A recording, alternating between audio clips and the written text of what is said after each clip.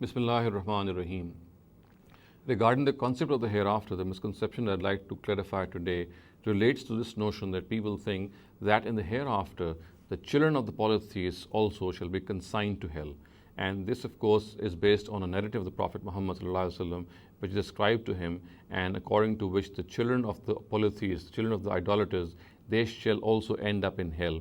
And some of the narratives go on to say that the Almighty shall punish them into hell because He knows through His own knowledge that if these kids or these children were allowed to grow up, they would have ended up as mushriks, they would have ended up as polytheists, and therefore would have deserved to go into hell. So on the basis of His foreknowledge, the Almighty decided that all these children of the polytheists, they shall end up in hell.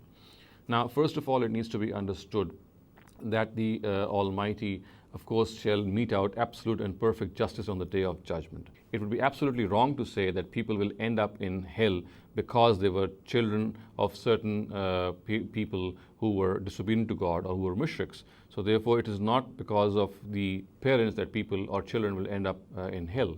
The real reason which will take a person to hell will be his own deeds. And so therefore, if these deeds abound, only then he shall end up in hell. Otherwise, people who have not reached the age of maturity, so therefore people who are not aware of good and evil, who have not yet reached the awareness of good and evil, how can they be considered to end up in hell? So therefore, it is absolutely against the justice of the Almighty to believe that He'll consign the children of the polytheists, the children of the mushriks into hell, simply because their own parents were mushriks.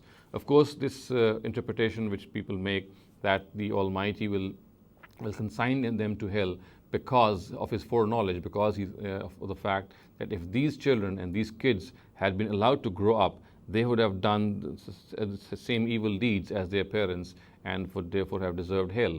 Now again, this principle is not correct because the Almighty has not implemented this principle in our whole system. It is not that on the basis of His own knowledge will He decide that people should be consigned to hell or heaven.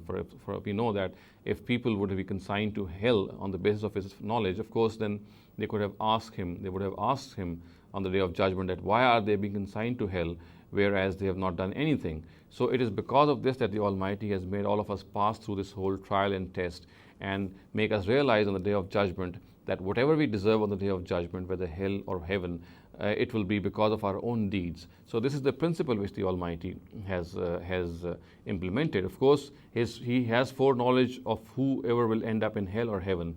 But in spite of this foreknowledge, He has created all of us and He has made us pass through this trial and test and made us realize on the day of judgment that if we are being meted out hell or we are being consigned to heaven, then it is because of our own deeds. So this interpretation does not hold any water.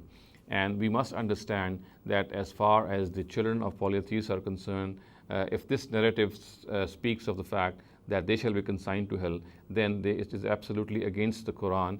And not only is it against the Quran, but it is also against the scheme of things which the Almighty has implemented in this world. أقول قولي هذا واستغفر الله لي ولكم ولسائر المسلمين والمسلمات.